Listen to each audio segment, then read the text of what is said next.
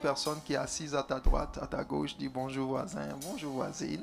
Alléluia. Salut le voisin. Salut la voisine. Bonjour voisin. Tu es béni au nom de Jésus. Waouh. Que le nom du Seigneur soit élevé. Amen. On peut acclamer Jésus pour les chants. Soyez bénis. Wonderful. Vous êtes merveilleux. Alléluia. On peut se rasseoir dans la présence de Dieu. Amen. Alors nous continuons dans la série sur le cœur des héros et nous avons introduit ce thème et nous avons dit que ce qui caractérisait les héros selon Dieu, c'est un cœur, un type de cœur particulier, un cœur qui est un cœur rempli de l'amour. Alléluia. Et pendant que nous avons introduit, nous avons développé ce que cela était, nous avons vu comment c'est par l'amour que Dieu a pour nous que nous avons été sauvés. Nous avons également expliqué que c'est l'amour de Dieu qui nous donne de triompher ou d'une certaine façon de marcher, d'accomplir la loi. Non pas parce que nous sommes, nous, sous la loi, mais parce que l'amour est au-dessus de la loi. La Bible dit, celui qui aime a accompli la loi. La loi, on a vu ce que c'était la loi. Et au travers de l'amour de Dieu, la Bible dit, celui qui aime a accompli la loi. Et parce que Dieu a déversé dans nos cœurs son amour, nous sommes capables de faire tout ce que la loi prescrit et même au-delà. Alléluia. On a vu les ingrédients, comment l'amour triomphe de la mort, comment Dieu nous a appelés au travers de différentes sortes d'amour. On a vu l'amour eros, l'amour philéo, l'amour filial, l'amour agapao qui est l'amour de Dieu. Et nous avons évolué, on a poursuivi, on a touché l'aspect des routines. Comment aimer Dieu? Comment aimer Dieu? On a vu que l'amour de Dieu doit s'exprimer, l'amour de Dieu doit se prouver. Matthieu chapitre 22 va nous parler de la façon dont Dieu s'attend à ce que nous l'aimions. La Bible dit, tu aimeras Dieu de tout ton cœur, de toute ton âme, de toute ta pensée et de toute ta force. Et c'est ainsi que de la même façon qu'une personne peut te dire, je t'aime, mais tu ne vas pas voir les œuvres de l'amour dans sa vie. De la même façon, lorsque tu dis à Dieu, Seigneur, je t'aime, Dieu doit pouvoir questionner ta vie et voir un certain nombre de fruits. Alléluia. La Bible parlant de la foi, la Bible dit, la foi sans les œuvres est morte. Lorsque tu as l'amour pour Dieu, Dieu aussi doit voir certains fruits dans ta vie. L'amour de Dieu s'exprime, l'amour de Dieu se révèle et Dieu s'attend. Et on voit une personne qui aime Dieu au travers d'un certain nombre d'actions que tu vas poser qui vont traduire, vont montrer la manière dont tu l'aimes.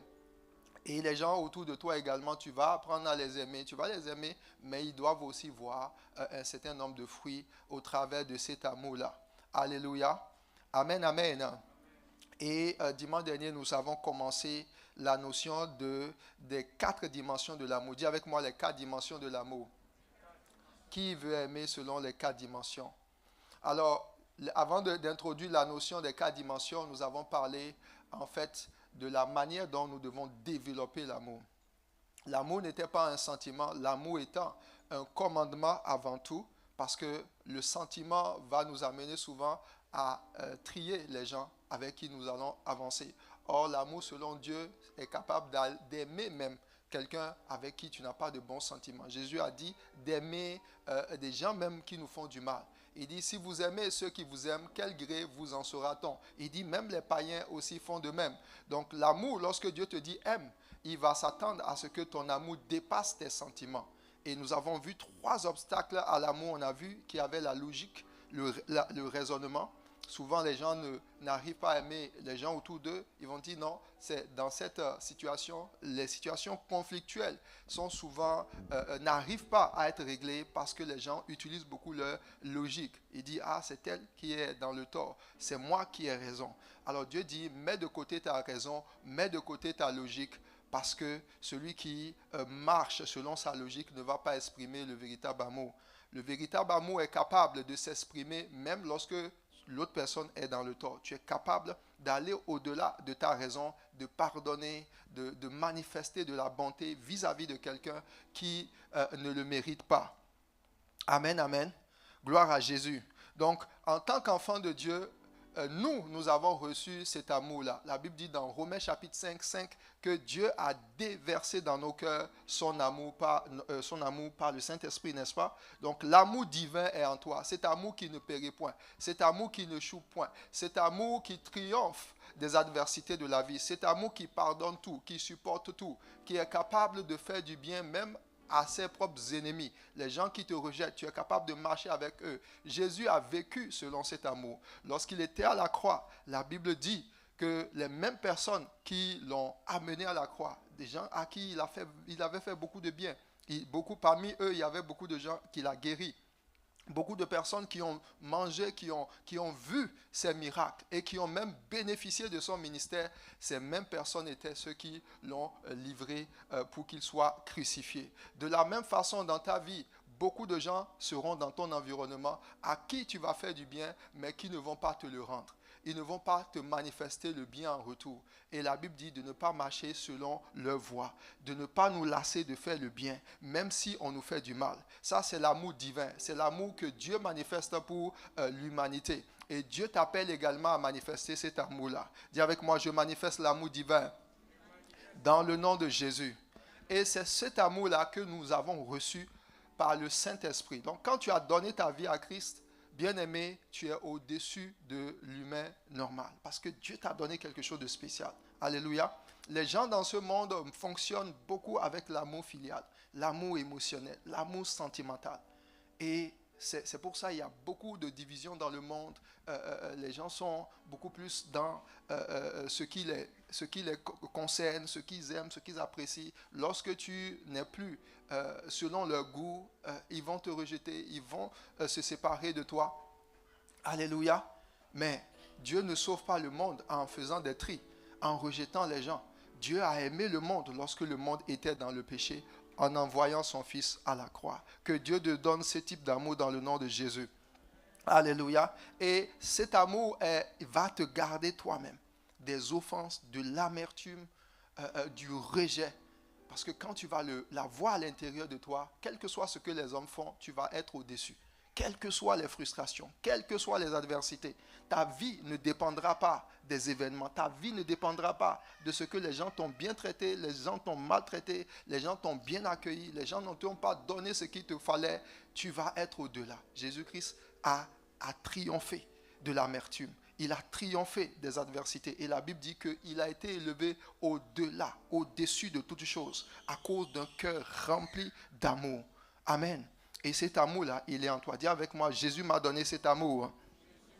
Amen. Alors, comment se fait-il que beaucoup de chrétiens n'arrivent pas à le manifester? Nous avons vu. Pourquoi? Parce que la Bible va présenter l'amour de Dieu avec un mot particulier grec qui est katalambano. On a dit qu'il y avait 3 dimensions que tu dois comprendre. Le premier mot, c'est le mot lambano, qui est recevoir. Jean chapitre 1, ceux qui ont reçu la parole de Dieu sont devenus enfants de Dieu. Donc l'amour de Dieu, Romains chapitre 5, 5, dit qu'il t'a été donné. Mais le deuxième mot qui a été utilisé, c'est analambano, qui fait allusion au fait de se revêtir de l'amour. Troisième niveau, c'est le mot katalambano qui signifie manifester l'amour.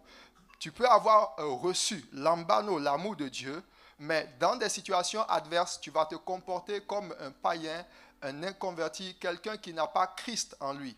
La vie que Dieu t'a donnée, c'est une vie surnaturelle, c'est une vie au-dessus des événements, c'est une vie qui dépasse les standards du monde. C'est une vie surnaturelle. Et cette vie surnaturelle-là, elle commence à l'intérieur de toi. Elle a été déposée en toi.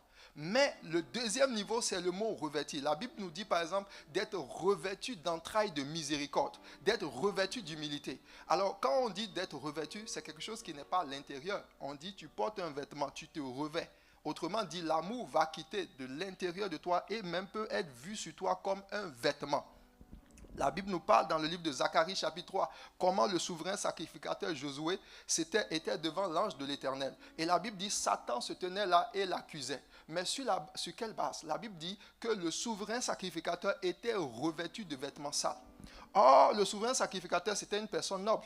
Dans l'Ancien Testament, le souverain sacrificateur, c'est le chef des sacrificateurs. C'est le seul qui pouvait rentrer dans le lieu très saint. Et il avait une dignité élevée. Donc, quand la Bible dit Voilà. Il dit, oh, Josué était couvert de vêtements sales. Donc, les vêtements sales, ce n'étaient pas les vêtements sales physiques. C'était des vêtements sales spirituels. Et la Bible, plus tard, va dire qu'il enlève l'iniquité qui était lui.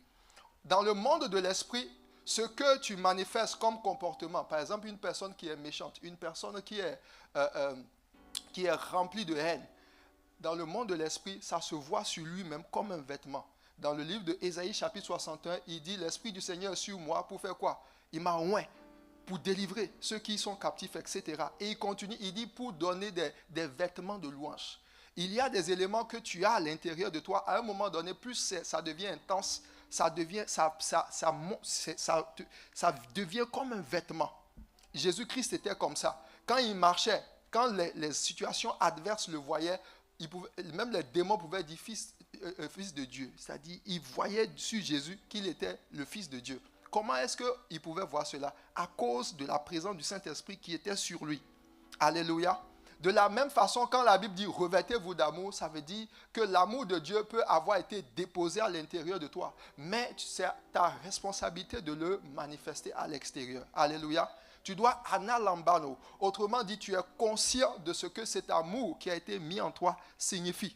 Et tu commences maintenant par vivre cet amour. Donc, une personne qui marche dans l'amour de Dieu va beaucoup manifester l'humilité. Parce que la Bible dit que celui qui manifeste l'amour est humble, n'est-ce pas, n'est pas orgueilleux. L'amour supporte tout. L'amour ne périt point. L'amour excuse tout. Donc, une personne qui vit, qui analambano l'amour, quand tu l'as offensé, il va toujours trouver une situation pour t'excuser. Il dit, oh, c'est parce qu'il a fait ceci, c'est parce qu'elle a fait ceci, etc. Alors, est-ce que l'excuse que Dieu dit de manifester dans son amour va exempter la personne de son erreur? Pas forcément. La personne a véritablement fauté. Mais quelqu'un qui est rempli d'amour va trouver une raison pour en fait l'exempter. Alléluia. Parce que l'amour dans sa manifestation va toujours chercher à préserver les relations. Pas dans le but de préserver selon le monde. On dit, ah, je n'ai pas envie d'offenser mon voisin, je n'ai pas envie d'offenser ma voisine. Même si je sais que ce qu'elle a fait est mauvaise, je ne vais pas le lui dire parce que je n'ai pas envie de gâter notre relation. Non. L'amour de Dieu fait en sorte que quand tu trouves des excuses, lorsque la personne est fautive, tu es capable de continuer à l'aimer. Tu es capable de continuer à être avec elle. Tu peux l'aider maintenant à changer. Mais si tu n'excuses pas, tu vas le juger sur la base de son acte. Alors que la plupart du temps, nous ne connaissons presque rien de ce qui pousse les gens à faire ce qu'ils ont fait. Est-ce que tu sais ça? Alléluia. Des fois même, tu vas voir une personne et tu juges sa vie, tu dis, oh, comment cette personne peut vivre comme ça? Toi, tu es monsieur ou madame spirituel. C'est toi qui jeûnes 3 fois par semaine. C'est toi qui pries longtemps. Et puis une personne vient te dire, oh, moi difficilement même je fais 5 minutes. Tu le regardes et puis tu dis, oh, voilà les chrétiens dont on parle aujourd'hui. On a dit de prier, tu ne peux pas. Bien aimé, tu ne sais pas d'où elle vient.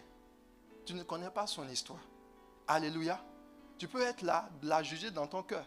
Mais tu ne sais pas que là où toi, pendant que tu as commencé ta vie chrétienne, tu as eu la grâce, Dieu t'a envoyé dans une bonne église où tu as été enseigné sur les fondements de la prière. Elle, quand il a reçu l'évangile, s'est retrouvé quelque part où c'était bizarre. Amen, amen. Et puis, pendant qu'on devait lui enseigner les bonnes choses, c'était autre chose. Et puis, toute sa vie a été compliquée. Et maintenant, elle est fatiguée. Ou pendant que toi, tu vas à l'université, on paye tes frais de scolarité. Elle, difficilement, l'argent, ça arrive. Vous voyez un peu? Donc, des fois, ton jugement, avant de juger une personne, Dieu dit, l'amour excuse tout. L'amour pardonne tout. Et c'est la façon dont l'amour opère. Et quand tu manifestes cela, tu deviens de plus en plus semblable à l'image de Christ. Et quand les gens te voient, ils peuvent dire, waouh, je suis en train de voir Jésus-Christ au travers de la vie de cette personne. Les gens ne vont pas voir Jésus-Christ au travers de ta confession de ce que Jésus est Seigneur, Jésus est Dieu. Non, les gens vont voir Jésus-Christ au travers du fruit de l'Esprit dans ta vie. La façon dont tu es capable de manifester les valeurs de Christ. La façon dont tu es capable d'exprimer l'amour de Christ, c'est ça qui va amener les gens à dire Jésus est véritablement dans ta vie. Et ça, c'est dans la dimension du revêtement. Et la troisième dimension qui amène le chrétien à véritablement rentrer dans la gloire de Dieu, c'est le katalambano, où on parle d'agir selon l'amour. Alléluia.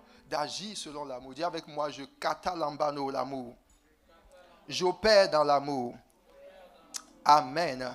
Qui veut opérer selon l'amour de Jésus? Alors, donc, tu dois comprendre ces choses. Que Dieu nous aide dans le nom de Jésus. Alors, nous allons voir les 4 dimensions. Comment est-ce que Dieu aime et comment est-ce qu'au travers de cet amour-là, toi-même, ta vie doit être développée. Éphésiens chapitre 3, verset 15. Très rapidement. Aujourd'hui, par la grâce de Dieu, je vais essayer de toucher la largeur et on va peut-être évoluer jusqu'à la longueur de l'amour. Alléluia. On lit ensemble. On y va. Afin que vous puissiez comprendre. Dis avec moi comprendre. Donc le mot comprendre qui a été utilisé là, c'est le mot kata lambano. Avec tous les saints, quelle est la largeur? Dis avec moi la largeur. Je développe l'amour en largeur. La longueur. Je développe l'amour en longueur. La profondeur. Je développe l'amour en profondeur.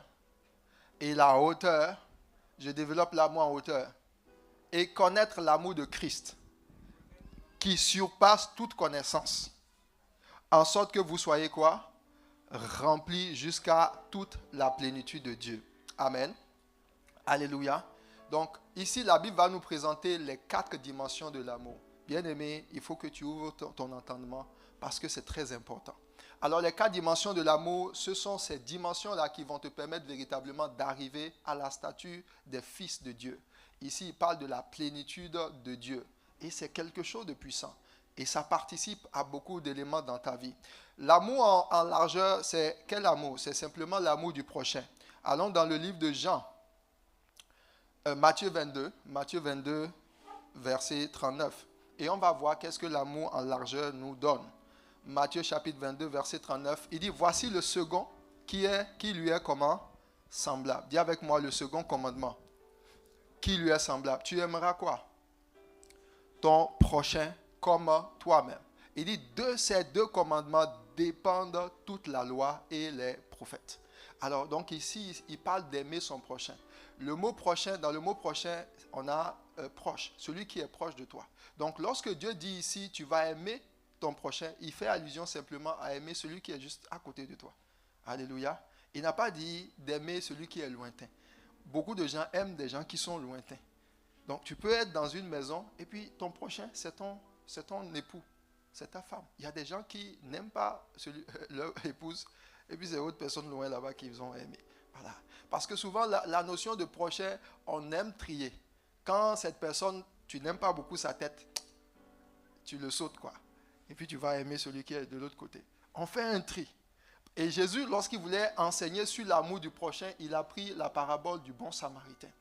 Et ce qui s'est passé dans cette parabole, la Bible dit que le Samaritain a rencontré un Juif qui a été frappé, livré presque à mort. Or, entre les Juifs et les Samaritains, il y avait un conflit. Et Jésus dit, quand le Samaritain a vu le Juif, normalement c'est le Juif, même s'il retrouve un Samaritain, on va dire, puisque tu es Juif, tu es de Dieu, on va voir en toi comment tu vas réagir. Mais la Bible, Jésus il a pris l'exemple d'un Samaritain, de quelqu'un qui ne connaît pas Dieu. Et il dit, il a vu un Juif qui a été laissé comme mort. Et le Samaritain, au lieu de passer, parce que c'était le plus proche de lui, il a pris, il a dépensé sur cette personne, il a aidé, il a soigné. Alors Jésus dit, voici comment tu dois agir. Pour enseigner que lorsqu'il te dit d'aimer ton prochain, si tu le vois, ça peut être la personne qu'on peut dire, oh, cette personne ne le salue jamais. Ou cette personne, elle n'est pas une personne vers qui tu dois aller et dire, moi je te dis, c'est la personne même que tu dois aimer. Alléluia. L'amour du prochain, ce n'est pas un amour où tu tries. Tant que la personne est dans ta zone de proximité, c'est la personne que Dieu dit que tu dois aimer. Et il dit de ce commandement, c'est-à-dire d'aimer le plus proche de toi, de ne pas faire exception de gens, de ne pas trier les gens, de ne pas faire de la différence entre tel ou tel. Il dit de ce commandement dépend toute la loi et les prophètes. Alors dans le livre de Joël, chapitre 2, vers la fin, il dit, dans les derniers jours, dit Dieu, je répandrai mon esprit sur toute chair. Vos fils et vos filles prophétiseront, vos jeunes gens auront des visions, vos vieillards auront quoi? Des songes. Donc ça signifie que en tant que fils de Dieu, en tant que fille de Dieu, il y a une dimension prophétique qui repose sur toi. Donc les prophéties sur ta vie, ce sont ces choses-là que Dieu annonce et qu'il veut amener à manifestation dans ta vie. Quelqu'un me suit? Est-ce que quelqu'un me suit? Alléluia. Il dit de ce commandement dépend toute la loi et les prophéties. Les prophètes, c'est vrai, mais les prophètes se manifestent au travers de prophéties. La prophétie de Dieu, c'est tu seras la tête et non pas la queue. Donc il dit, si il dit tu seras la tête dans la vie, ta vie doit avancer. Cette prophétie qui dit que tu seras la tête, elle dépend. Dis à ton voisin, ça dépend. De ton amour pour ton prochain. Donc ça dépend quoi, c'est toi, ça dépend. Dieu dit l'année prochaine, à la même période, tu vas te marier. Ça dépend. Ça dépend. Tu dis, ah Seigneur, j'ai prié, le pasteur a prophétisé que ma vie financière va changer. Je vais construire une entreprise. Voici là où j'étais en train de rouler quelques dollars. Je vais passer à des millions de dollars. Ça dépend. Ça dépend de la façon dont tu vas traiter ton voisin. Pourquoi? Parce que chaque fois que Dieu va vouloir te visiter, il va toujours passer par quelqu'un qui est dans ton environnement immédiat. La personne que tu négliges, la personne que tu méprises, la personne à qui tu ne dis pas bonjour, que tu penses, tu le vois, tu dis, oh, voici cette personne, et puis tu le dépasses. Je t'assure, tu ne sais pas comment tu loupes les exaucements de Dieu dans ta vie. Il dit, pour que les prophéties de ta vie s'accomplissent, ça dépend de la manière dont tu considères ton prochain. Un homme comme Abraham, est-ce que vous savez, le grand Abraham, depuis Genèse chapitre 12, quand Dieu vient le parler, il dit, voici, je vais te bénir, je vais te rendre grand, je vais multiplier ta postérité. Dieu lui a parlé en Genèse chapitre 12. Mais c'est en Genèse chapitre 18, où la Bible dit que, voyant des hommes passer, Abraham s'est empressé, il dit, venez, venez. Et puis, il les a reçus. C'est là qu'il y a eu une date à sa prophétie. Dieu a dit, l'année prochaine, à la même période, tu vas avoir ton enfant. Avant cela, il n'y avait pas de date. Il savait juste que Dieu avait déclaré. Mais pour que la prophétie qu'il disait que Dieu allait faire de grandes choses avec lui puisse être engendrée, il a fallu que Abraham puisse considérer quelqu'un qui était dans son environnement immédiat. Alléluia. Il y a des gens comme ça. Tu vas voir, un homme de Dieu a rendu un témoignage. Et j'ai beaucoup aimé son témoignage. Où, pendant que lui, il disait, il servait Dieu. Un jour, l'Esprit de Dieu le prend. Il lui donne une vision. Et Jésus était là. Et puis, il était en train de lui parler. Il dit, est-ce que tu sais que tu as loupé plus de 1000 occasions que je t'ai envoyées? Il dit, ah, comment ça? Jésus dit, il a pris juste un exemple. Un jour, pendant qu'il marchait, il y avait un homme, c'était comme un SDF, qui a entendu l'évangile. Et puis, cette personne-là s'est véritablement convertie. Mais il n'avait rien. Voilà, sa vie était dégradée, etc. Est-ce que tu sais que la Bible dit à celui à qui on a beaucoup donné, on va faire quoi? On va beaucoup demander. Il y a des gens qui vont recevoir Jésus, mais le pays dans lequel ils sont, ils n'auront pas la grâce d'entendre les messages que je suis en train de te donner sur l'amour de Dieu. Ils ne sauront pas c'est quoi Lambano, ils ne sauront pas c'est quoi Anna Lambano ni Kata Lambano. Ils vont se retrouver dans un village quelque part, loin. Certaines personnes, même difficilement, ils vont avoir la Bible. Mais il a entendu que Jésus est mort pour lui à la croix. Qu'au travers de sa mort, il est justifié et qu'il ira au ciel. Et il a reçu l'évangile. Et il naît de nouveau au même titre que toi. Donc tu es enfant de Dieu, tu es en ville. Tu es enfant de Dieu, tu es dans des lieux où tout est bien, tout est somptueux. Où tu as la capacité même d'avoir du travail, d'avoir de l'argent. Et quelqu'un se retrouve quelque part là-bas où il n'a presque pas l'argent pour même se vêtir. Et c'est comme ça, il a trouvé cette personne-là. Et puis, quand il le voit, et puis il prend des tracts. Il a écrit griffonné des choses. SDF. Et puis il était là, il était en train de partager aux gens. Et pendant que monsieur, l'homme de Dieu, il le voit, il dit, oh, ça c'est quelle personne ça? Il est en train de gâter le nom de Jésus. Il est misérable comme ça. Et il parle de Jésus aux gens. Comment les gens vont croire que Jésus est Seigneur? Bien-aimé, ce n'est pas ta richesse qui va faire en sorte que les gens vont croire que Jésus est Jésus. Jésus est Seigneur. Alléluia. Ce n'est pas le fait que tu t'habilles bien qui va faire que les gens vont dire, oh, ton Dieu est bien-aimé. Dieu, il est grand, il n'a pas besoin de ta cravate pour que les gens puissent savoir qu'il est Dieu. Il peut utiliser une personne qui n'a rien parce que c'est lui qui donne le souffle de vie. Et le souffle de vie est plus que l'or et l'argent. Donc, il a jugé la personne dans son cœur. Il dit, oh, et puis il est parti comme ça. Oh, vous savez, Jésus lui a montré un peu le prolongement de la vision. ce qui s'est passé, c'est que ce SDF-là, malgré qu'il n'avait rien, il avait juste quelques centimes. L'homme de Dieu qui donnait le témoignage, il était, je pense, il était en Angleterre. En Angleterre ou aux États-Unis. J'ai lu un de ses livres. C'est un bon auteur. Alléluia. Et Jésus lui a montré. Il a oublié, il est parti. Et puis, ce SDF-là, dans son amour pour Jésus, pendant qu'il trouve un peu d'argent, il va, il imprime des trucs, et puis il écrit des choses là-dessus. Il va, et puis il donne ça aux SDF comme lui. Il va de lieu en lieu. Et jusqu'un jour, pendant qu'il faisait cela, les gens le rabrouaient. Toi, quitte ici, comment tu... etc. Il persévérait. Jusqu'au jour où il a trouvé un autre SDF comme lui, qui était sous le froid, malade, etc. Et puis, il ne voulait pas l'abandonner. Il est resté avec lui sous le froid. Il est resté avec sous le froid pour le réchauffer, tentant de le réchauffer pour que ce SDF comme lui là ne meure pas. Et eux deux, ils sont morts sous le froid. Et Jésus lui a montré quand ils sont arrivés. Quand ils sont arrivés au ciel, ce qu'il lui a donné, Dieu lui a donné une couronne. Et ça fait partie des gens qui vont s'asseoir avec l'agneau sur un trône pour juger les nations. Et Dieu lui dit, toi, dans ta connaissance théologique, tout ça là, est-ce que tu sais que tu n'as pas manifesté autant d'amour que ce SDF-là? Il a dit, mais comment? Mais pourtant, moi, c'est moi qui fais ceci, c'est moi qui fais cela. Jésus lui a dit, n'ai-je pas écrit que le plus grand amour, c'est de donner sa vie pour ses amis? Ce SDF-là, il était prêt à mourir pour sauver son ami. Et l'amour parfait de Dieu a été manifesté lorsque Jésus lui-même a donné sa vie pour nous. Donc le plus grand niveau d'amour, c'est le sacrifice. Et c'est ce que Jésus a fait. Alléluia. Et cet amour pour son prochain, c'est ça qui lui a amené de rentrer dans des dimensions prophétiques qui transcendent, qui dépassent l'entendement. Et Abraham a compris cela, il a reçu. Et la Bible même dit que les anges, est-ce que vous savez où les anges allaient? Les anges allaient à Sodome.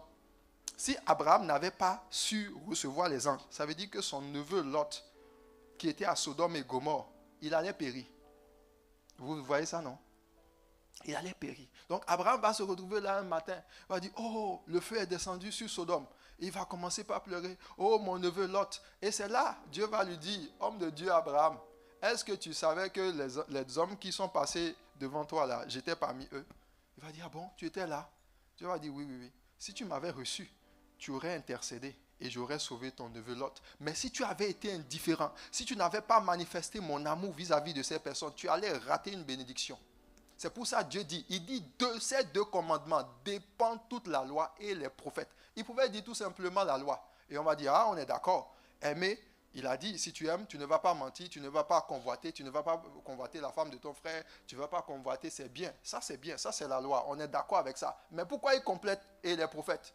Les prophètes, qu'est-ce que les prophètes font? Ils annoncent les choses concernant ta vie. Et Dieu lui-même dit que dans ta propre vie, il y a des prophéties qui doivent arriver. Alléluia. Dis avec moi, j'aime mon prochain. Donc, ne méprise pas la personne qui est à côté de toi. Donc, il y a des gens, tu peux venir à l'église et tu dis, oh, moi, tout ce que je veux, c'est juste de voir le pasteur. Tu entends la prédication et puis tu fais 2 heures de temps. À la fin, on dit Alléluia, Amen. Et puis tu es parti. Et celui qui est à côté de toi, est-ce que tu connais son nom? Est-ce que tu sais qui il est? Alléluia. Tu peux lui demander, ah, bonjour voisin. Puis tu salues, ça va? C'est la première fois que je te vois. Est-ce que c'est la première fois que tu viens à l'église Vase d'Honneur? Puis il veut te dire oui, non, etc. Est-ce que tu sais déjà dans un département, dans une tribu? Ça peut l'amener à réaliser qu'il faut que lui-même y participe. Et puis tu peux sauver une âme comme ça. Mais l'indifférence, et cette indifférence-là, où est-ce que nous l'avons eue? Du monde. Aujourd'hui, les gens, à cause de la peur, ils ne vivent pas selon Dieu. Dieu, lui, il donne tout pour que nous soyons sauvés. Mais les hommes ne donnent rien. Les hommes préfèrent beaucoup plus que les autres sacrifient pour eux. Or, ce n'est pas ainsi que Dieu nous a demandé d'aimer. C'est pour ça qu'il dit, la façon dont vous allez vous aimer les uns les autres et vous allez manifester mon amour, c'est à cela que les hommes sauront que je suis avec vous. Alléluia. C'est à cela que les gens vont savoir que je suis avec vous. Donc, à quel moment est-ce que tu quittes l'environnement ou le moule du monde? C'est lorsque tu commences par t'intéresser à ton voisin. Lorsque tu commences par regarder, c'est quoi ses problèmes, c'est quoi ses challenges. lorsque tu commences simplement par demander son nom. Et une de nos sœurs comme ça, elle a vécu un puissant miracle par rapport à cela. Un jour, elle a décidé de commencer par aider sa sœur pour la faire venir dans le pays dans lequel elle était. Elle était en Espagne. Et puis, la Bible dit, recommande tes projets à l'Éternel, n'est-ce pas? Et ils réussiront. Donc, qu'est-ce qu'elle a fait? Pendant qu'elle décide de faire venir sa sœur, elle est rentrée dans la prière. Elle commence par prier. Elle commence par prier pour le sujet. Et à un moment donné, Dieu lui donne une vision. Dans la vision, elle voit qu'elle quittait son pays d'origine avec sa sœur, ensemble. Mais elle se pose la question, mais Seigneur, normalement, si elle doit venir, c'est elle seule qui va prendre le vol. Alléluia. Amen, amen. Et bon, elle se dit, bon, certainement que Dieu est en train de me dire d'aller et d'aider ma soeur à venir. Donc, qu'est-ce qu'elle fait? Elle prend un billet et elle se dit, bon, je vais profiter pour aller faire des vacances et ensuite, je vais venir ici, dans le pays avec sa soeur. Maintenant, elle était en Espagne. Pendant qu'elle fait le vol, elle arrive. Ils avaient soumis la demande de visa et puis ils attendaient. Un jour, pendant qu'elle était en train de vaquer à ses occupations, elle a vu deux personnes qui étaient en train de parler espagnol. Donc, elle était originaire du Cameroun. Donc, au Cameroun, on parle français ou anglais. Mais ces personnes la parlent espagnol. Donc, elle s'est dit, oh, ça doit être des étrangers. Je vais m'approcher d'eux pour voir de quoi ils ont besoin. Peut-être qu'ils sont un peu égarés, ils ne savent pas comment le système fonctionne. Donc, je vais les aider. Est-ce qu'on lui a demandé ça? Demande à ton voisin, est-ce qu'on lui a demandé ça? C'était sa responsabilité même. Voilà. Chacun va dire, chacun cherche, chacun se cherche. Voilà. Et puis, bon, ces gens-là, il faut les laisser. Elle n'a pas fait cela. Elle est allée, elle les a salués en espagnol, même si son espagnol n'était pas trop correct. Et puis, elle a parlé avec eux. Et puis, ils se sont échangé les numéros. Elle a noté, elle est partie. Et plus tard, lorsqu'ils reçoivent la réponse de la demande de sa sœur, le visa a été refusé. Pourtant, Dieu lui a montré en vision qu'elle prenait le vol pour voyager avec sa sœur. Elle a manifesté de l'amour pour sa sœur. Il y a des gens qui n'ont même pas envie que les membres de leur famille les rejoignent là où ils sont. Dis à ton voisin, toi aussi. Ah. Tu vois la taille du Canada? Est-ce que tu as fini d'occuper tout Chicoutimi? Non. Si Dieu t'a fait grâce et puis tu es venu au Canada, tu trouves qu'il fait bon vivre. Et puis quelqu'un te demande dans ta famille de le faire venir, il faut ouvrir ton cœur. Amen, amen. Tu ne vas pas manger tout le Canada. Alléluia. Voilà. Donc, ici, elle a fait preuve d'amour vis-à-vis de sa sœur. Et puis, elle est allée. Maintenant, lorsqu'elle reçoit la lettre, elle voit le nom de la personne qui a signé le refus. C'est la personne à qui elle s'est adressée. Alléluia. Et qu'est-ce qu'elle fait? Elle prend le contact et elle écrit. Elle appelle. Elle dit, ah, voici comment on a envoyé une demande et puis on a rejeté le visa. Et le monsieur dit, il n'y a pas de problème. Quelques jours plus tard, une autre lettre arrive. Visa validé. Elle voyage. Tu peux acclamer Jésus. Alléluia. Donc, pendant qu'elle cherchait Dieu, elle priait et que Dieu lui a dit, c'est une prophétie, c'est certain. Ta soeur va venir dans le territoire où tu es. Dieu a validé ce voyage-là. Ça dépendait de l'action qu'elle allait poser par rapport à un prochain. Amen, amen. Donc, les gens que Dieu met dans ton environnement, ce n'est pas un hasard. Est-ce que tu sais pourquoi est-ce que Dieu a fait concourir que tu puisses t'asseoir à côté de ce frère, à côté de cette soeur? Tu ne sais pas pourquoi. La Bible dit, Dieu fait toutes choses bonnes, n'est-ce pas? Toutes choses concourent au bien de ceux qui aiment Dieu. Donc, les gens que tu vas rencontrer souvent autour de toi transportent tes bénédictions, transportent tes grâces. Et Jésus, lorsque Jésus est arrivé, est-ce que vous avez vu quand Jésus est arrivé? Dès qu'il est arrivé, il dit, oh Dieu, Père, il a été prophétisé que je vais gagner le monde. Maintenant, Père, fais venir les apôtres. Et puis Dieu a fait venir un apôtre qui est venu de... Donnez-moi un pays très lointain là. Le Kazakhstan. Voilà. Au Bangladesh. Et puis, quelqu'un, il descend comme ça. Boum. Vous voyez les super-héros, non? Quand ils sont transportés, puis il descend. Et Jésus dit, voilà l'apôtre Paul. Il vient d'arriver. Et puis un autre, il dit, Seigneur, il en faut 12. Et puis il va chercher au Libye. En tout cas, en ce moment, ces pays n'existaient pas. Alléluia. Est-ce que c'est comme ça les apôtres sont apparus? Non. C'était dans le même Jérusalem où il était. Il sort comme ça, il voit Pierre en train de pêcher, il dit, toi, suis-moi. Il voit Jacques, venez. Donc, c'était des gens qui étaient autour de lui. Alléluia. Dis à ton voisin, il faut aimer ton prochain. De cet amour dépend tout ce qui a été déclaré sur ta vie. Alléluia. Tu peux acclamer le Seigneur.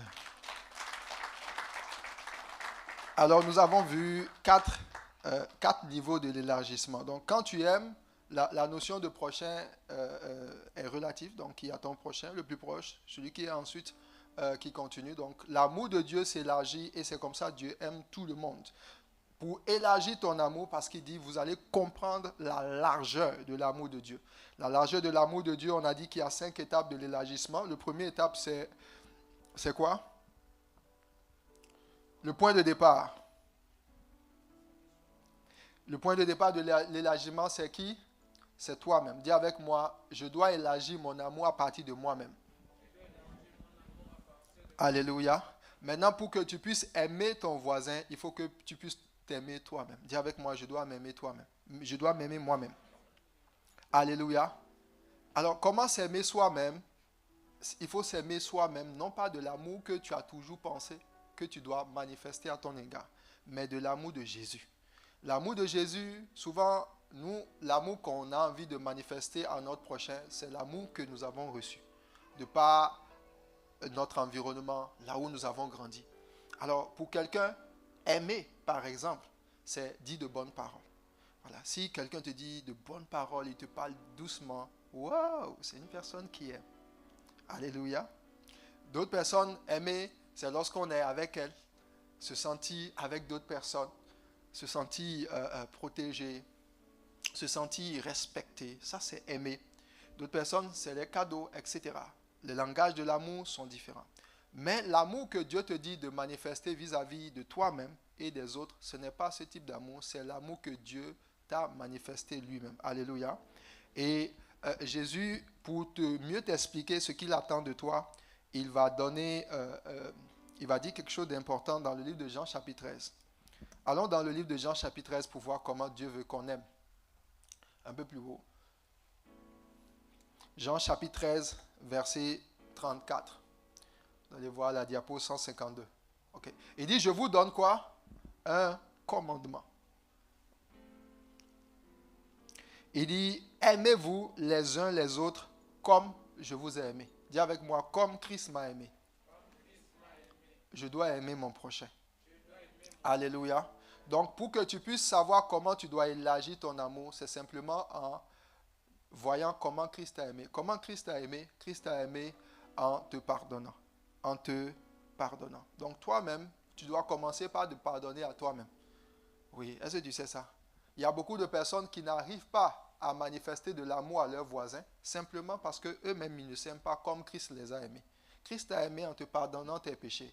Christ t'a aimé en te relevant chaque fois que tu étais faible. Christ t'a aimé en t'apportant son aide chaque fois que tu es dans la détresse. Christ t'a aimé en t'excusant. Christ t'a aimé en étant patient avec toi. Christ t'a aimé en étant doux avec toi. Alléluia.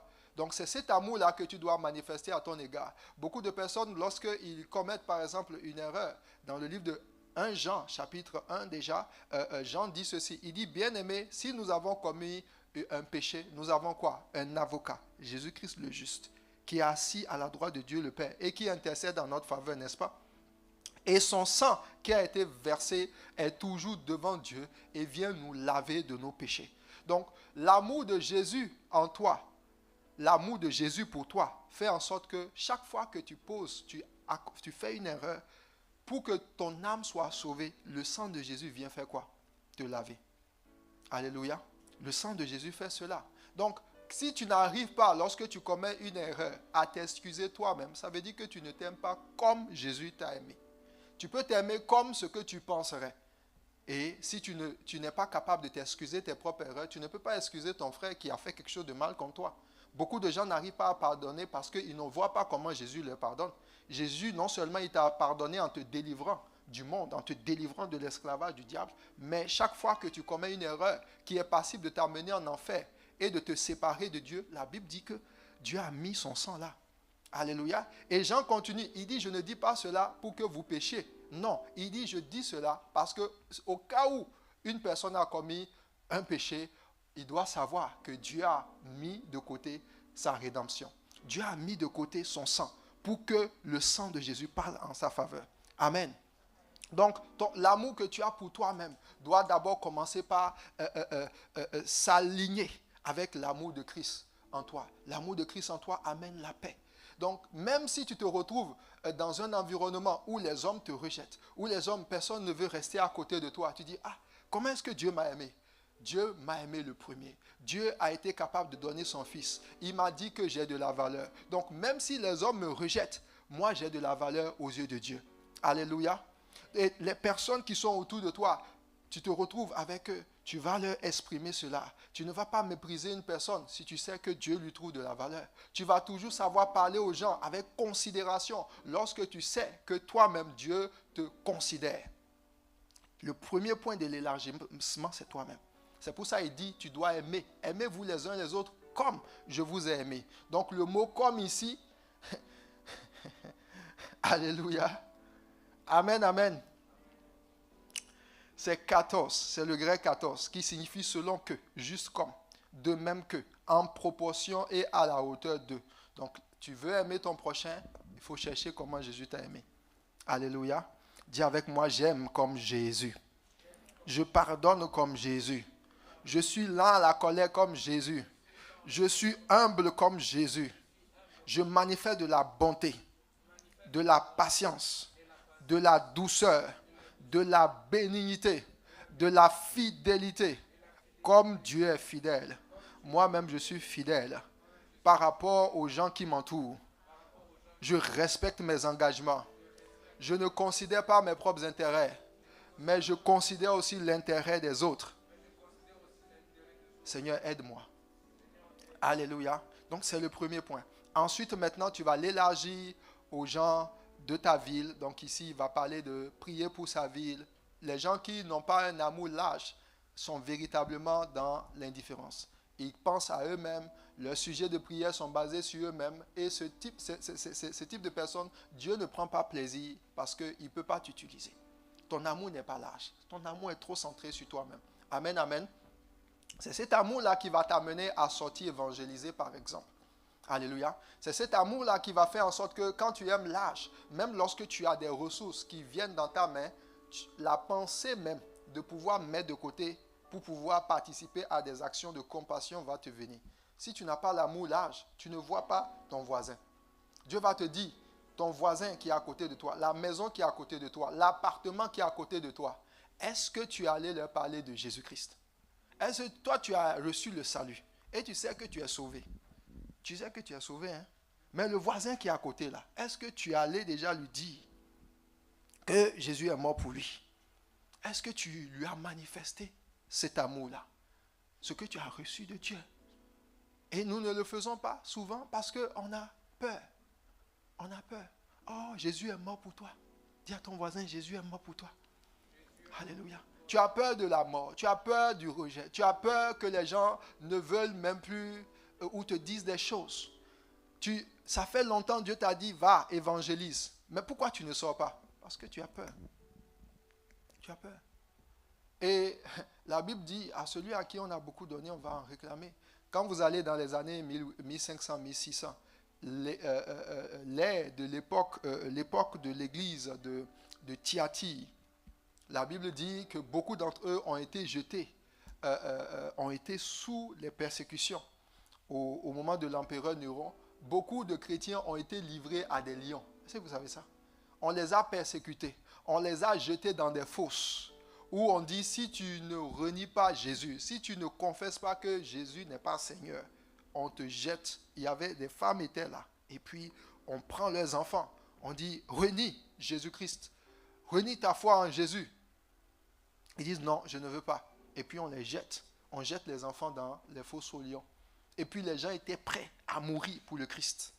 Les gens étaient prêts. C'est pourquoi dans le livre de Apocalypse, on va venir là par rapport à l'amour en longueur. L'une des choses qui sera prophétisée par rapport à l'église des temps de la fin, c'est ce qu'on appelle, il dit, tu n'es ni froid, tu n'es ni chaud. Il dit, parce que tu n'es ni froid ni chaud, je vais te vomir. La tiédeur, c'est le fait d'être dans un environnement où normalement tu as la capacité d'être chaud, mais tu n'es pas chaud. Il dit, si tu ne veux pas être chaud, c'est mieux carrément d'être froid. Mais être tiède, c'est, bon, on se ménage un peu, quoi. Vous comprenez un peu? Quand les gens étaient prêts à donner leur vie par rapport à leur foi, ils l'ont fait. Donc, toi, ou dans cette période où même il n'y a pas de cela, il y a quelques persécutions, mais ça n'a rien à voir avec ce que ces gens ont vécu pour la confession de leur foi. Ils ont cru véritablement que Jésus est Seigneur. Et ils ont confessé cela. Ils ont reçu l'Esprit de Dieu. Et si tu as reçu l'Esprit de Dieu en toi, l'Esprit de Dieu, c'est l'Esprit de Christ. Et l'Esprit de Christ, c'est l'Esprit du témoignage. C'est l'Esprit qui était avec Jésus lorsque Jésus mourait à la croix pour toi. Donc, lorsque Dieu te dit, par exemple, d'aimer ton prochain et que tu n'es pas capable de laisser l'Esprit te pousser pour aller et tu as peur, ça signifie que ton amour pour Jésus même peut être remis en cause. Jésus a dit, celui qui me confessera devant les hommes, qu'est-ce qu'il va faire? Il va le confesser devant qui? Devant Dieu, son Père et les anges.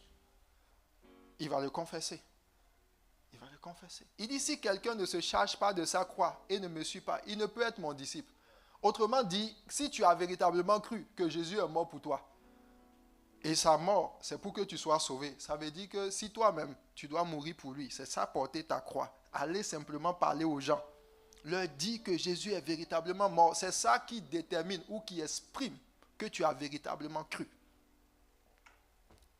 C'est ça l'amour du prochain.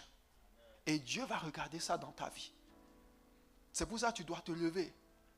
Tu ne veux pas être tiède dans cette période-là où Dieu vient chercher son église. Il faut que tu dises, Seigneur, je veux aimer mon prochain. Alléluia. Allez, priez pour les gens. Ne te concentre pas sur ta vie. Si tes sujets de prière, tes challenges, tes besoins, il faut quitter là. Alléluia. Dis à ton voisin, le Seigneur va t'aider. Amen, amen. Alors, cela fait en sorte que Dieu, lorsque Dieu parle, ceux qui ne manifestent pas l'amour en largeur, une des choses qui arrive souvent, c'est le retrait de la main de Dieu sur leur vie. C'est le retrait. Pas dans le sens que Dieu va t'abandonner, mais il va permettre que certaines situations difficiles t'arrivent pour t'amener d'une certaine façon à réaliser que ton manque d'amour, ton indifférence vis-à-vis de ton frère, vis-à-vis des gens qui t'entourent, est une pierre d'achoppement.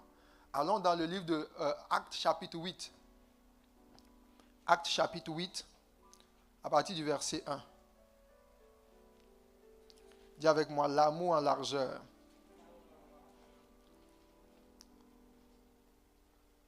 C'est dans les diapos. Soit 165. Il dit, mais vous recevrez une puissance, le Saint-Esprit survenant sur vous, et vous serez quoi? Mes témoins, où ça? À Jérusalem, ensuite dans la Judée, dans la Samarie et jusqu'aux extrémités de la terre. Ça, c'est la parole que Dieu a envoyée pour que ses disciples puissent véritablement faire sa volonté.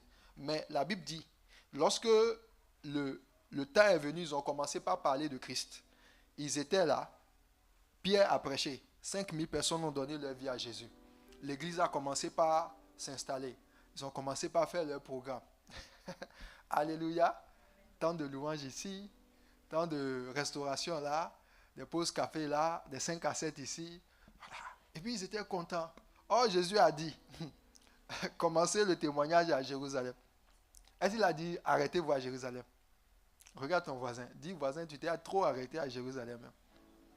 Ah, tu as aménagé à Jérusalem. Mais il y a des gens qui meurent juste à côté. Alléluia. Il y a des gens qui meurent. Tu dois lever les yeux. Tu dois lever les yeux. Il dit, allez dans la Judée, dans la Samarie et jusqu'aux extrémités de la terre. Donc, quand Dieu a vu qu'ils aimaient Jérusalem, tu vas voir. Ici, c'est quoi? Acte 1, 8. Hein? On va voir. Si tu ne fais pas Acte 1, 8, Dieu va te faire Acte 8, 1. Et vous savez ce qui est dans Acte 8, 1? C'est la persécution. C'est le « Oh Dieu, je ne comprends pas ma vie. Pourquoi les choses sont bloquées? Allons dans Acte 8. Saül avait approuvé le meurtre d'Étienne. Il eut ce jour-là quoi? Oh, je ne t'entends pas. Il n'y a que 2 personnes qui lisent dans toute la... Pareil, tu n'as pas envie de voir. C'est ça, non? Tu n'as pas envie de voir ce qui est écrit. Bon, il faut bien lire. Lisons ensemble. Il y eut quoi? Une grande persécution contre l'église de quoi? Maintenant, lis la suite. Et tous, excepté les apôtres de la Judée et de la Samarie. Ça veut dire que c'est la persécution qui les a forcés à faire ce que Dieu les a demandé depuis. Parce qu'ils étaient concentrés sur eux-mêmes. Et quand l'église est centrée sur elle-même, le monde se meurt. Le monde se meurt. Bien-aimé, tu as déjà beaucoup de choses. Oui, non, tu as déjà beaucoup de choses même. Tu as déjà beaucoup de choses. Accepte un peu de t'oublier. Accepte un peu. Et le moule dans lequel le monde nous a mis, tu te lèves lundi, tu vas au travail. Mardi, mercredi, à la limite, on dit rendez-vous des champions. Je vois que peut-être une partie de l'église. Tu es où? Alléluia. Jeudi est passé. Vendredi, tu vas dire, ah, j'étais busy. Busy. Dis à ton voisin, busy. Ton amour n'est pas lâche. Tu étais occupé. Occupé à quoi? Occupé à quoi? Maintenant, dimanche est arrivé. D'ailleurs, même dimanche, là, tu arrives au culte en retard. Il faut te repentir. Amen, amen. Mais tu es occupé à quoi? Et il dit, allez, faites de toutes les nations des disciples. Et j'ai souvent dit ça ici. J'ai dit, mais du début de l'année jusqu'à la moitié de l'année, il y a des gens qui n'auront jamais parlé de Jésus à une personne. À la limite même, les réseaux sociaux. Même les réseaux sociaux, quand tu partages là, au moins tu es même camouflé. Il y en a même, ils ne vont même pas utiliser les réseaux sociaux pour parler de Jésus. C'est pas normal. Dis à ton voisin, c'est pas normal. C'est pas normal. Alléluia. Et l'église manquant d'amour. C'est pour ça que la Bible dit dans les temps de la fin. Et Jésus l'a annoncé clairement. Il dit dans les temps de la fin, l'amour d'un plus grand nombre va se refroidir. Et nous allons arriver par rapport à l'amour à longueur. L'amour à longueur, c'est cet amour-là, en fait, qui permet à Dieu de pouvoir savoir que, en fait, ce qu'il t'a donné et la façon dont tu l'as reçu dès le commencement, tu marches toujours avec ça. La Bible dit que l'amour d'un plus grand nombre va se refroidir. La parabole des 10 vierges, il y en avait 5 qui étaient folles, 5 qui étaient sages. Et la Bible dit que les 5 folles n'avaient pas de l'huile. Symbole de la persévérance, symbole de l'onction, symbole du Saint-Esprit, symbole de ce que le Saint-Esprit donne. Et les lampes, c'est le feu, c'est le zèle. Ça dit qu'à un moment donné, Dieu va se révéler à toi et va te révéler sa parole. Peut-être tu as commencé, tu as vu qu'il fallait servir Dieu. Et tu as vu dans les Écritures qu'il fallait servir Dieu. Par l'évangélisation, par le service dans l'Église, par les actes de compassion, exprimer la nature divine que Dieu t'a donnée de manifester sur la terre. Et tu as commencé, tu as bien fait. Mais dans le cours du temps, peut-être que tu ne le fais plus comme ça. Tu étais chantre, mais avec le temps, tu as baissé dans ta consécration. Tu étais portier. À un moment donné, le zèle, le feu avec lequel tu servais Dieu dans l'église, dans la maison de Dieu, tu ne le manifestes plus. C'est pour ça qu'il dit que dans les temps de la fin, à cause des transgressions, à cause des iniquités, à cause du péché, le péché que les gens manifestent vis-à-vis de toi, c'est-à-dire les offenses que les gens vont faire, etc. La Bible dit beaucoup vont se trahir, beaucoup vont s'offenser, et à cause de ça, leur amour va baisser. Leur amour, quel type d'amour? L'amour de Jésus. Les gens ne vont plus pardonner comme Dieu leur a demandé de pardonner. Les gens ne vont plus être miséricordieux comme Dieu a demandé d'être miséricordieux. Les gens ne vont plus se supporter, ne vont plus manifester les œuvres de Christ comme Dieu a dit de manifester. Et dit à cause de ça, il dit celui qui persévérera jusqu'à la fin sera sauvé. Et c'est le message de l'amour qui va te donner de pouvoir garder ton salut. Alléluia. Que ton amour soit large dans le nom de Jésus. Amen, amen. Alors, une autre raison pour laquelle tu dois développer l'amour en largeur, outre le fait de laisser Dieu t'utiliser pour toucher ton voisin, l'amour en largeur, tu dois l'utiliser parce qu'il y a des dons, des choses que Dieu a mis en toi qui ne vont pas venir à plein potentiel si tu es concentré sur toi-même et si tu ne quittes pas ta zone de confort. Je n'ai pas donné ces points à la com, je les ai ajoutés juste récemment. Allons dans le livre de Marc chapitre 6 verset 4. Marc 6 verset 4. La Bible dit, mais Jésus leur dit, un prophète n'est méprisé que dans sa patrie, parmi ses parents et dans sa maison. Alléluia. Et au verset 5, la Bible va dire, voilà, donne-moi, oui, verset 4 d'abord. Il dit, mais Jésus leur dit, dis avec moi, un prophète n'est méprisé que dans sa patrie, parmi ses parents et dans sa maison. Donc, une chose que l'amour en largeur, c'est-à-dire aimer ton prochain et l'élargir de plus en plus, va créer, c'est de propulser qui tu es véritablement. C'est-à-dire, il y a des gens qui, autour de toi, ne peuvent ne pas reconnaître ta véritable valeur. Dieu dit de les aimer, n'est-ce pas? Mais plus tu vas aller, tu vas faire comme Jésus a dit de Samarie, tu vas avoir de la compassion, tu vas prier pour les gens qui sont en Judée, jusqu'aux extrémités de la terre, tu vas laisser Dieu t'utiliser véritablement. Ce qui va se passer, il y a des prophéties qui vont se manifester dans ta vie. En fait, c'est la notion toujours de prophétie qui continue. C'est-à-dire des choses que Dieu a choisi de faire avec toi qui vont impacter le monde. Ces choses-là, elles vont être plus reconnues même par des gens qui ne sont pas dans ton environnement immédiat. Les gens qui sont dans ton environnement immédiat, la plupart du temps, vont beaucoup développer la familiarité. C'est-à-dire, à force de te voir, les gens ont dit de Jésus, oh, n'est-ce pas le fils de Marie? Mais ses frères ne sont-ils pas avec nous? Parce qu'ils ont vu, ils ont joué. Donc, le moment où Jésus a basculé entre fils de l'homme et fils de Dieu, et puis il a commencé par manifester sa divinité, les gens qui étaient dans son environnement ne pouvaient pas comprendre cela. Donc, il y a des dimensions de toi, des grâces, certaines choses que Dieu met en toi. Si tu es confortable avec les gens qui t'entourent et puis tu n'élargis pas ton amour vers le monde, vers des zones, des territoires plus ou moins inconnus, tu ne vas pas voir ces choses se révéler puissamment. Alléluia. C'est pour ça que tu dois élargir ton cœur.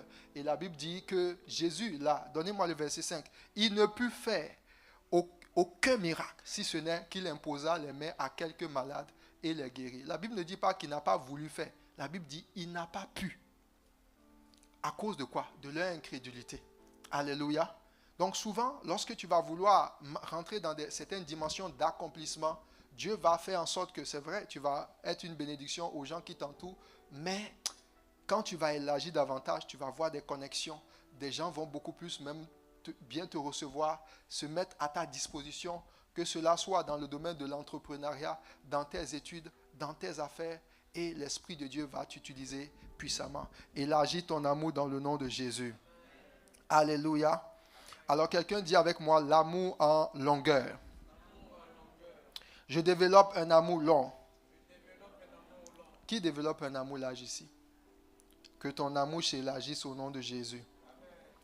Alors l'amour long, on va voir très rapidement l'amour long. C'est pas trop long à développer. Alléluia. Allons dans le livre de 1 Roi, chapitre 11. 1 Roi, chapitre 11. La Bible dit, à l'époque de la vieillesse de Salomon, ces femmes inclinaient son cœur vers d'autres dieux. Et son cœur ne fut point tout entier à l'Éternel, son Dieu, comme l'avait été le cœur de David, son père. Alors l'amour long, pour Dieu, c'est un amour qui perdure dans le temps. Ce n'est pas un amour qui baisse en fonction des circonstances et des événements. Lorsque la Bible dit, il y a des choses dans ta vie que tu vas moissonner seulement si tu as un amour long. Parlant même de certaines prophéties dans le livre de Habakkuk, il dit, lorsque la prophétie tarde, attends-la, n'est-ce pas? Parce qu'il y a des choses que Dieu fait dans la durée. Lorsque tu n'as pas un amour long, tu te décourages, même lorsque tu es en train de faire quelque chose de bien.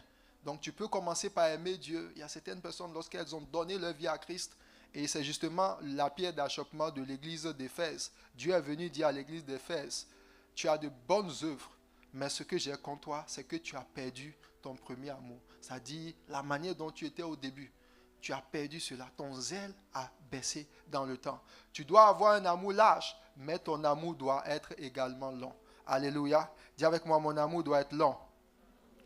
Galates chapitre 6, verset 9. Il dit, ne nous lassons pas de faire le bien, car nous moissonnerons au temps convenable. Dis avec moi, je vais moissonner au temps convenable.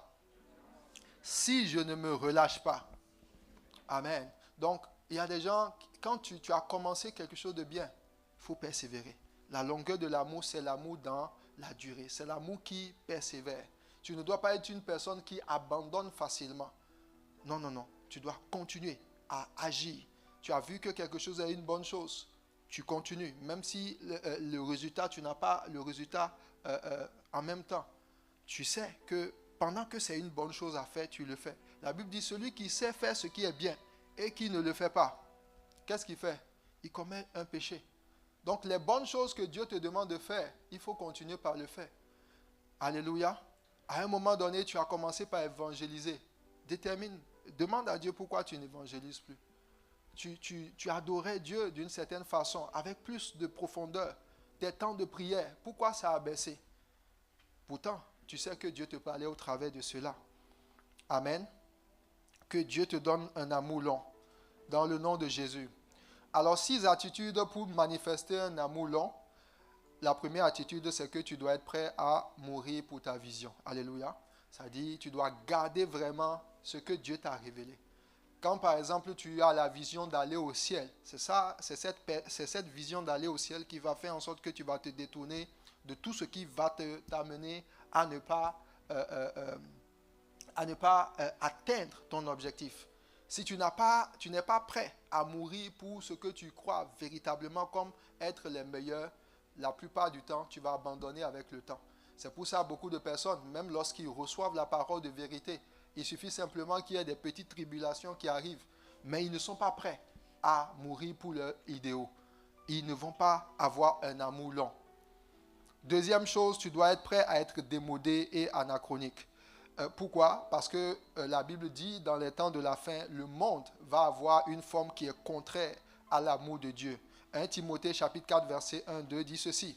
Mais l'Esprit dit expressément que dans les derniers temps, quelques-uns abandonneront la foi pour s'attacher à des esprits séducteurs. Alléluia. Donc tu dois être prêt même à être considéré, si tu veux marcher selon Dieu, comme une personne qui est à la limite. On dit, oh, lui, il est différent, il est bizarre. Les gens vont te dire, tu peux être dans l'église et puis continuer par faire ceci. Tu peux venir à l'église et puis avoir une vie à l'intérieur et puis une vie à l'extérieur. Toi, tu dis non, ça c'est pas moi ça. Alléluia. Tu demeures.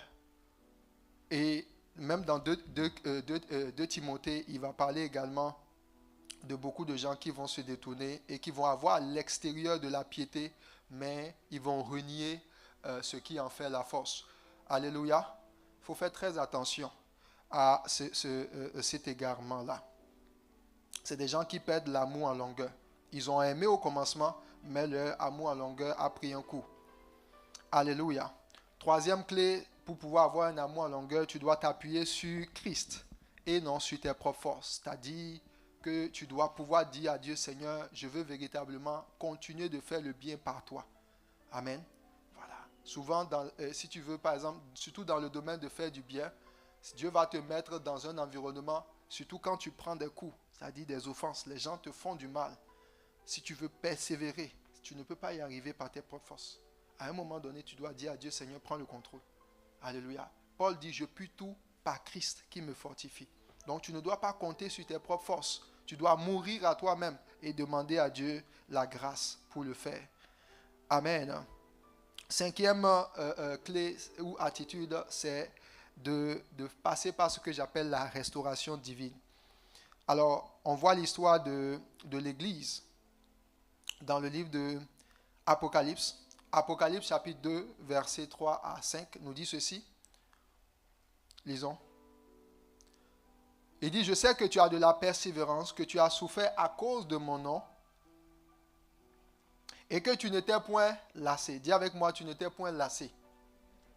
Il dit, mais ce que j'ai contre toi, c'est que tu as abandonné ton premier amour.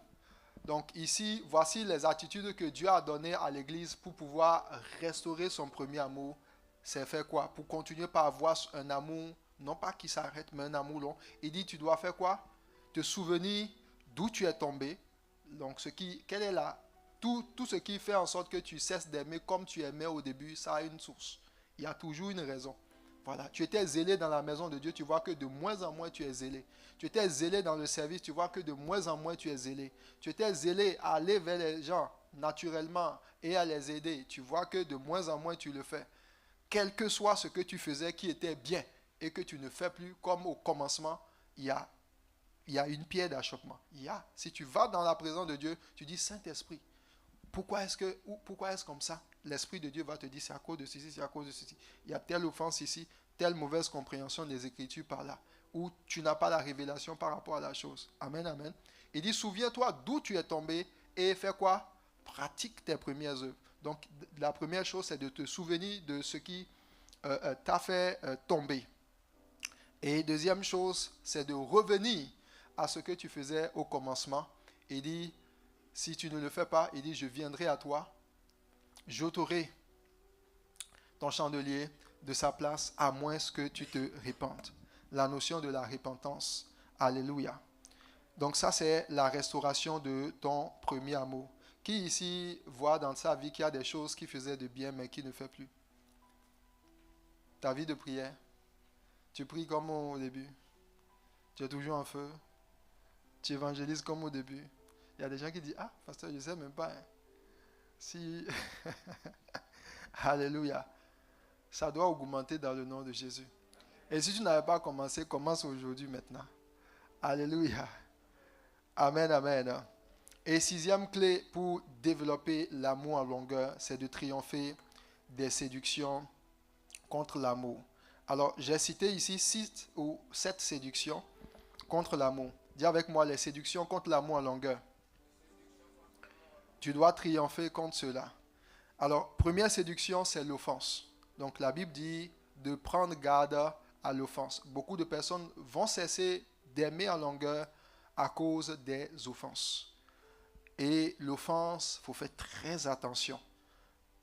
On a eu une série ici où je vous ai parlé de comment l'offense a amené la mort dans la maison de David à cause d'une offense que Absalom a eue par rapport à l'acte que Amnon, son frère, a fait vis-à-vis de Tamar. La Bible dit que parce que Absalom n'a pas traité l'offense, n'a pas gardé son cœur de l'offense, il a été amené à tuer son frère Amnon, et puis il va se dresser contre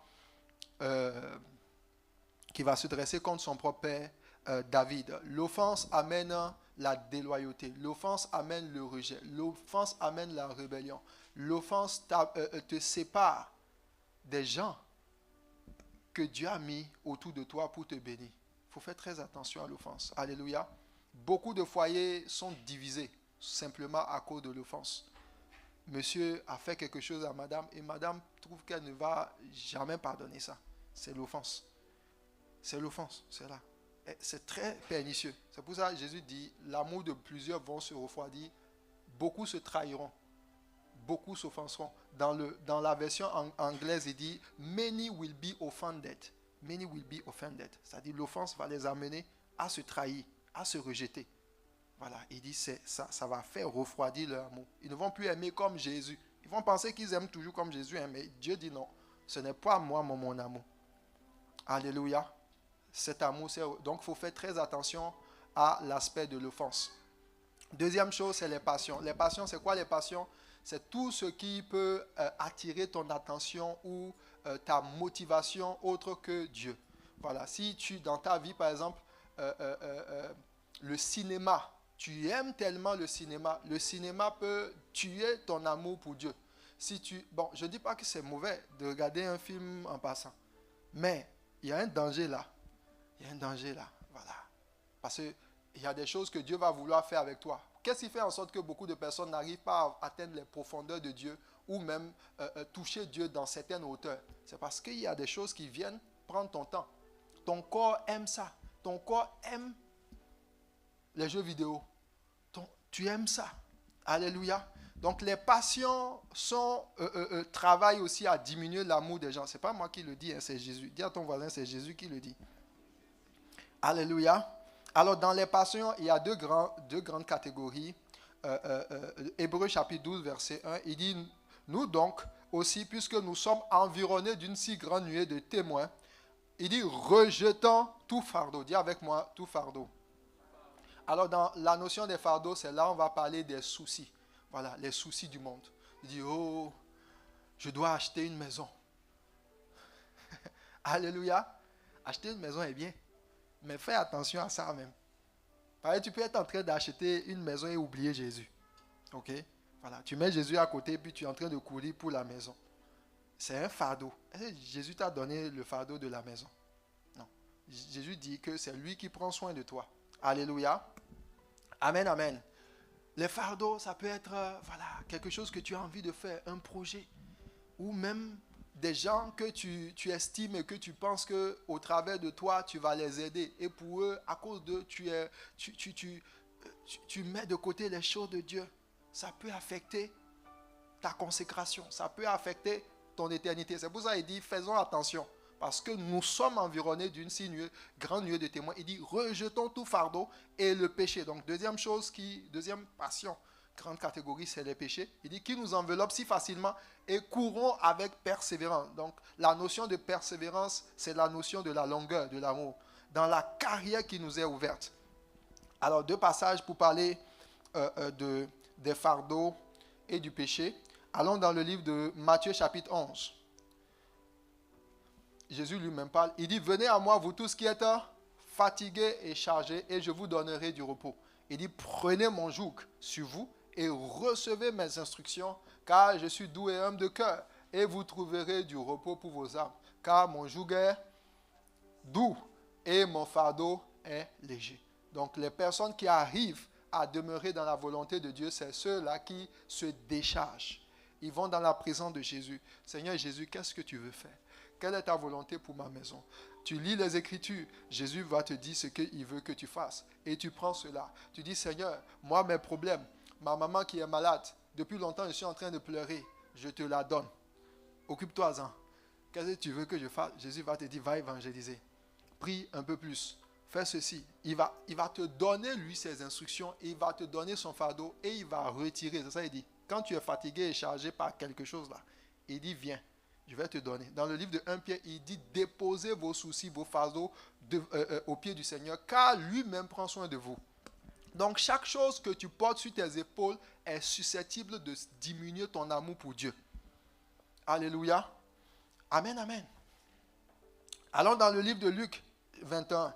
Luc 21, 34. Il dit, prenez garde à vous-même, de crainte que vos cœurs ne s'apesantissent. Donc, la pesanteur. Par les excès du manger et du boire et par les soucis de la vie, et que ce jour ne vienne sur vous à l'improviste. Alors de qui parle-t-il? Il fait allusion à tous ceux-là qui vont avoir le cœur tellement chargé par les choses du monde. Voilà, quand on parle de l'enlèvement c'est que tu pars, hein? Mais imagine que tu as beaucoup de poids. Est-ce que c'est facile de prendre quelqu'un qui a peut-être 100 kilos sur lui?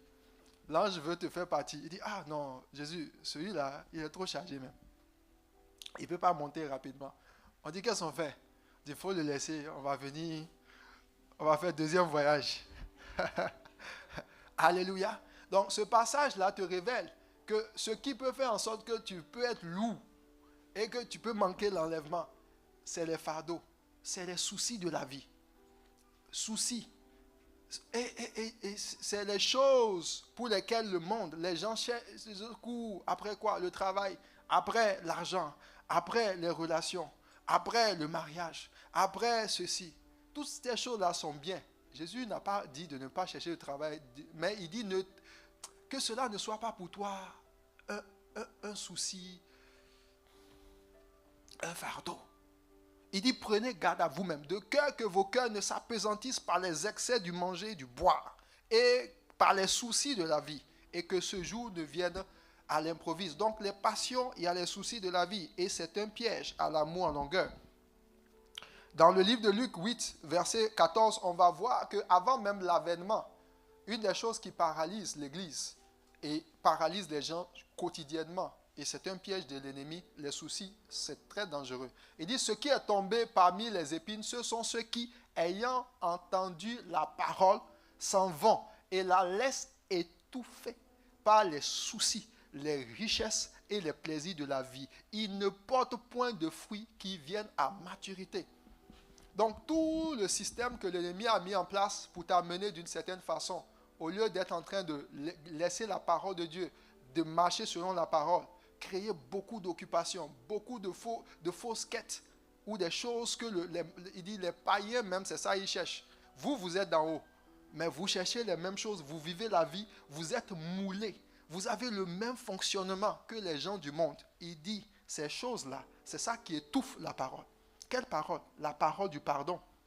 Tu ne pardonnes pas parce que tu fonctionnes avec les soucis. Les soucis étouffent la parole du pardon dans ton cœur. Tu n'évangélises pas, pourquoi? Parce que le fait de payer tes factures étouffe la parole dans ton cœur. Tu ne pries pas parce que l'agenda que le monde a, la manière dont les gens fonctionnent dans le monde, ça étouffe la parole de Jésus dans ton cœur. Et lorsque le surnaturel vient à toi, le surnaturel ne trouve pas la plateforme pour descendre. C'est pour ça qu'il dit, il ne porte point de fruits qui viennent à maturité. Tu veux être un héros? Il faut faire attention aux soucis et aux fardeaux. Alléluia. Quelle parole ça a étouffé dans ta vie, je ne sais pas. Mais le Seigneur te délivre et te donne de prospérer. Amen, amen. Alors, troisième chose qui amène les gens à ne pas demeurer, on va voir les 7, c'est pas long, et on va s'arrêter là. C'est l'orgueil. Alors, pourquoi je parle de l'orgueil? Lucifer, par exemple, était un ange, un chérubin. L'orgueil l'a amené à perdre sa place. Il est déchu. Même lorsqu'on prend le cas des passions, un grand homme comme Démas, Paul parle de lui. Il dit, à cause de l'amour du monde, Démas a abandonné sa carrière. Oui, l'ennemi peut venir te proposer des offres alléchantes. Viens, va dans tel truc là, tu vas avoir plus d'argent. Va faire ceci. Pourtant, Dieu va te parler. Te dit, il faut me servir. Et puis tu laisses ça. Tu vas chercher l'argent. Les passions t'ont entraîné. Et la Bible dit que Démas lui-même, il a été appelé à être apôtre avec Paul. Il dit, Démas nous a abandonnés, par amour du monde. Il est allé à tel endroit. Alléluia. Pour y trafiquer. Les passions font cela. Donc, l'orgueil a fait en sorte que Lucifer a perdu sa place. Donc, il faut garder ton cœur dans l'humilité. Amen. La fatigue. La fatigue aussi. Moïse, lorsqu'il travaillait, il était en train de faire truc là, de paître le troupeau de Dieu. À un moment donné, il était fatigué. Donc, Dieu doit renouveler tes forces. Et ça faisait en sorte que Moïse ne faisait pas bien le travail. Et cela pouvait agir sur l'appel qui est sur sa vie. La familiarité, on a le cas de Uza. La familiarité dans les choses de Dieu. Donc, que le nombre d'années que tu as fait dans l'église à servir Dieu ne fasse pas que tu deviennes familier avec les choses de Dieu. Et le zèle que tu avais au début, le feu avec lequel tu servais Dieu, et tu commences de plus en plus par banaliser. C'est là les gens, avant tu viens, tu vois le temple de Dieu est propre, sale. Tu dis, waouh, comment on peut laisser le temple de Dieu sale comme ça? Et tu vas, tu cherches. Maintenant, à force de venir, de rentrer, tu vois la même chose. Ça ne te dit plus rien. Alléluia. Tu es devenu familier. Amen, amen. On a le cas du sexe. Le péché du sexe aussi est très dangereux. Il faut faire attention. Des hommes comme Salomon. On a lu le passage. La Bible dit, dans sa vieillesse, Salomon, à force de prendre des femmes étrangères, a été détourné de Dieu. Et il n'a pas été fidèle comme David l'a été.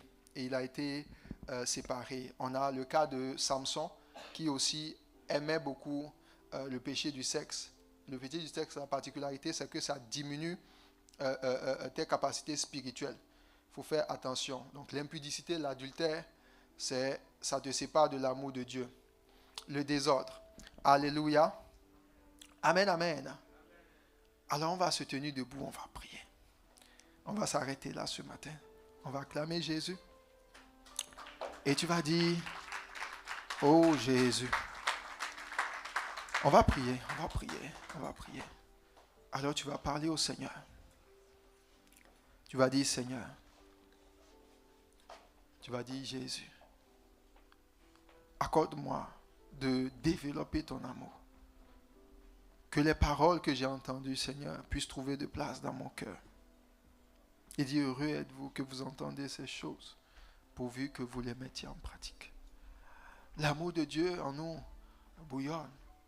L'amour de Dieu en nous, oui, est ce qui est le plus important dans cette vie sur terre. Que pouvons-nous faire sans ton amour, ô Dieu? C'est par cet amour que nous avons accès à toi. C'est par cet amour que nous pouvons, Seigneur, être préservés, Seigneur, du monde et de ses souillures.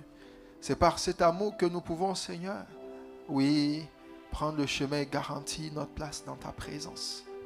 Tu as dit que celui-là qui fait du bien autour de lui, celui-là qui livre sa vie même pour être brûlé, s'il n'a pas l'amour, cela ne lui sert de rien. C'est pour ça que nous prions ce matin, afin que tu puisses nous faire grâce. Nous voulons aimer notre prochain comme nous-mêmes. Nous voulons nous aimer nous-mêmes selon que tu nous as aimés. Et nous voulons t'aimer, aimer notre prochain comme nous-mêmes. Élève ta voix et parle à Jésus. Demande à Jésus d'élargir ton cœur.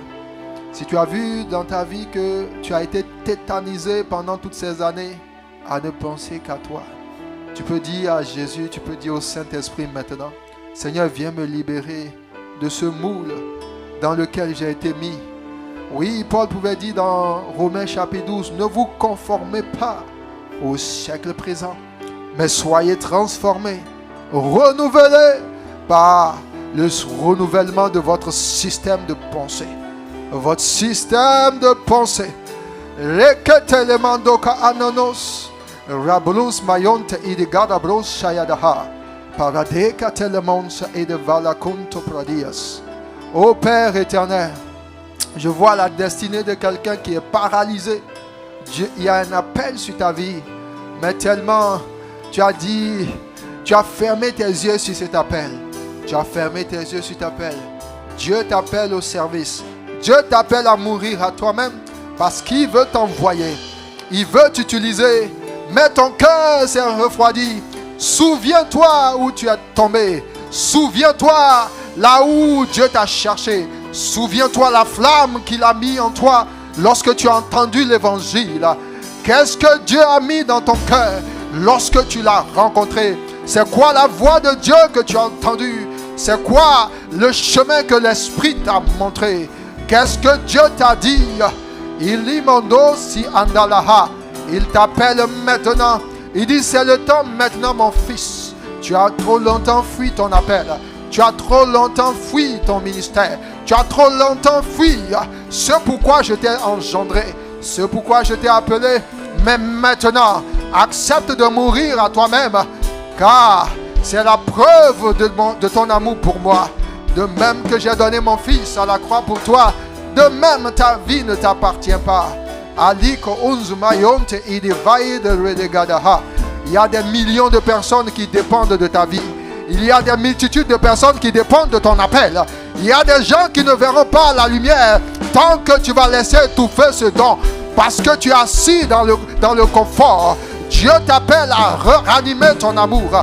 Dieu t'appelle à te tenir dans sa présence et à te lever à faire ce qu'il t'a demandé de faire. L'Esprit de l'Éternel vient sur toi.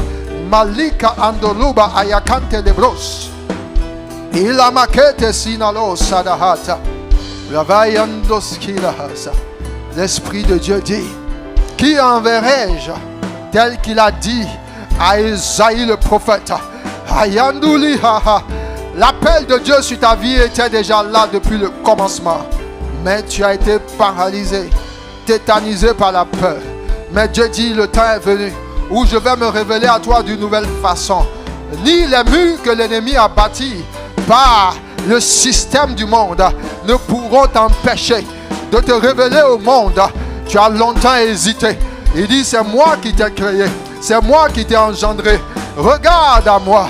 Il dit, ayant les yeux fixés sur le chef et le consommateur de votre foi, alors vous pourrez vivre et marcher selon ma volonté.